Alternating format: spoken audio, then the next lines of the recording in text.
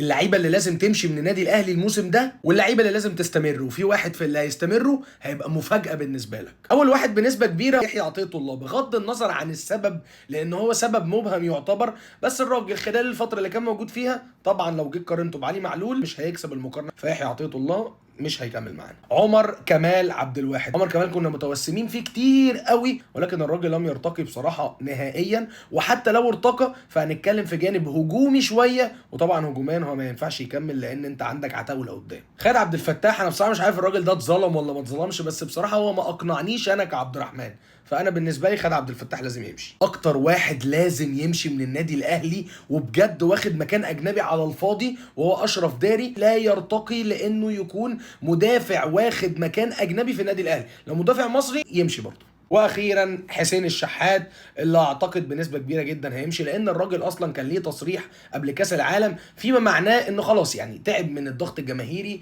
ما بقاش فيه شغف للعب، فراجل خلاص كفايه عليه كده، وانا شايف انه ممكن يروح الخليج، ودمتم في امان الله. طب محمد الشناوي، الشناوي هو اول اسم في الناس اللي مش هتمشي من رايي.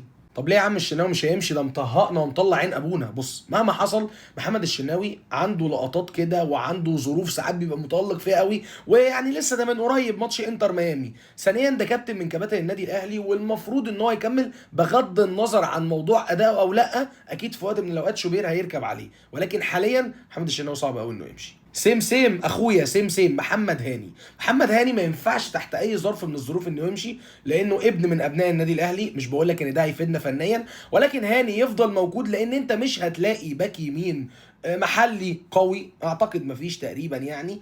محمد هاني يفضل موجود وتجيب عليه حد يلعب اساسي، ساعتها بقى هاني يطلع احسن ما عنده، اللي هيجي ده يطلع احسن ما عنده، اللي هيجي ده يبقى اجنبي يبقى محلي، انت براحتك بقى. طب حبيبك ده يمشي ولا يقعد؟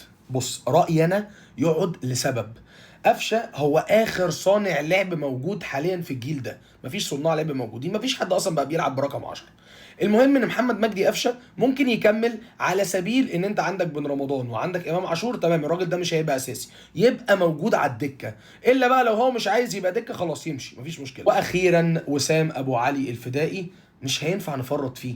وسام ابو علي اخر فرود جه قبليه كان جامد اجنبي فلافيو ومحلي عماد متعب، فان انت تفرط في وسام ابو علي ده معناه انه هيكون رقم كبير جدا صعب تقول عليه لا، وان انت مش هتقدر تعوض اللاعب بيه، والاهم ان يكون في بديل، وطبعا البديل لو اجنبي هتضطر ان انت تبيع حد بقى، شوف انت عايز تبيع جراديشار، شوف هتتخلى عن مين اجانب عشان خاطر تقدر تكمل بفرود يبقى يرتقي بمستوى النادي الاهلي زي وسام ابو علي.